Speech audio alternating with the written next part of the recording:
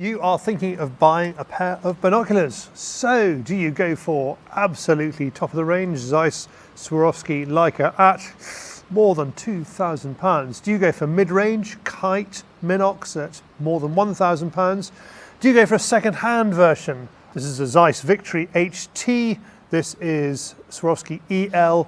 Both of them second-hand, under £1,000. They're both around about £700–900. Or do you go for Chinese?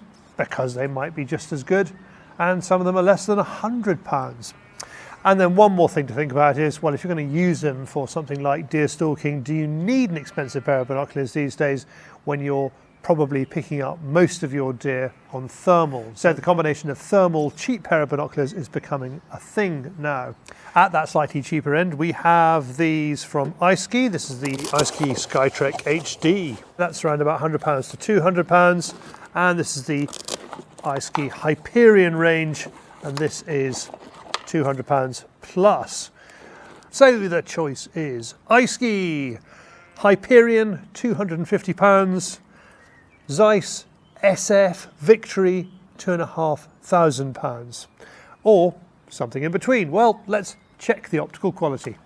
So first thing I'm going to do is score the optics, and I'm going to do that using this wonderful US Air Force chart, optical chart from 1951, and it's got bars that are horizontal and vertical, and a score 65432, and then a smallest one 654321 over here. And we're just going to take a snapshot through each of the lenses of the binoculars I've got here and compare them on screen so you can see, and you can judge for yourself how each one scores.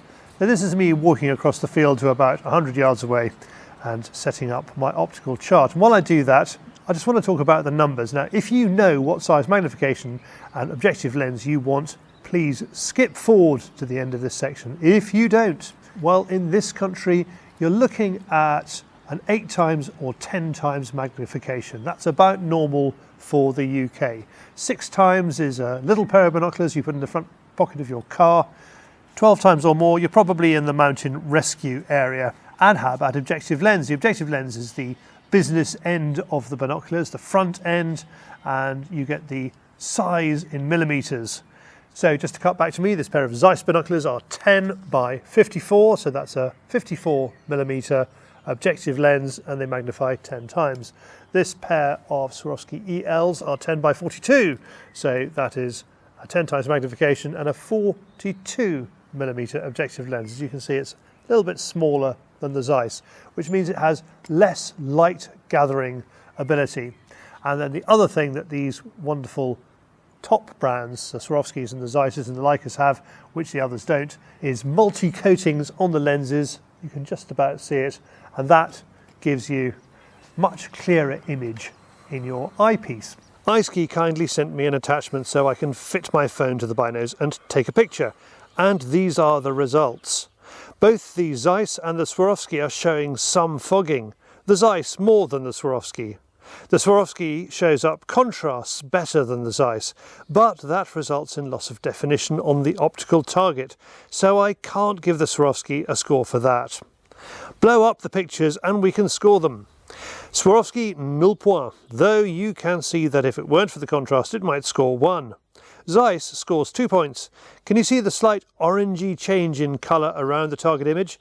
That's a chromatic aberration. The old Swarovski didn't have that. The iSki Skytrek HD also has chromatic aberration, and the 2 score is just about okay, though the 1 score does not pass, so you can score it 2 or 0. The higher quality iSki Hyperion ED shows overall a slightly clearer image of the optical target than its litter sister, with similar chromatic aberration, so again you can score it 2 or 0. Scores on the 1s and 2s aren't that great, but that target was a long way away. We've seen what the binoculars can't do, let's see what they can do. I move the target quite a lot closer. At 30 yards it all gets a lot clearer, and there is not much between the binos, so let's blow them up. The Swarovski, clear as a bell. Some chromatic aberration on that black square at the top. You can see how the top edge looks slightly bluer.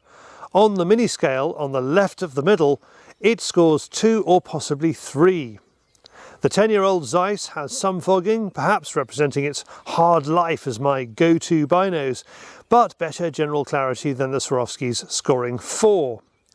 The iSki Skytrek HD is almost bang on the same quality as the Swaros, a good 2 points. The more expensive iSki Hyperion ED is best in class. Similar chromatic aberration on the black square as the Swarovskis, but for clarity, 4, bordering 5 points. Of course, there is edge-to-edge quality to check and light transmission, that crucial last 5 minutes of evening light. But for clarity, that's a remarkable achievement by a budget brand. So there you are, that's the verdict for the optics. There are a few other things to consider. These binoculars are fairly, well, modern but traditional in the sense they're weighted evenly all the way along, and they do that. They're still relatively heavy at the lens end. The binoculars that came after them in the Zeiss Canon, these ones, are very easy to lift your eye. They're an actual pleasure to lift your eye like that.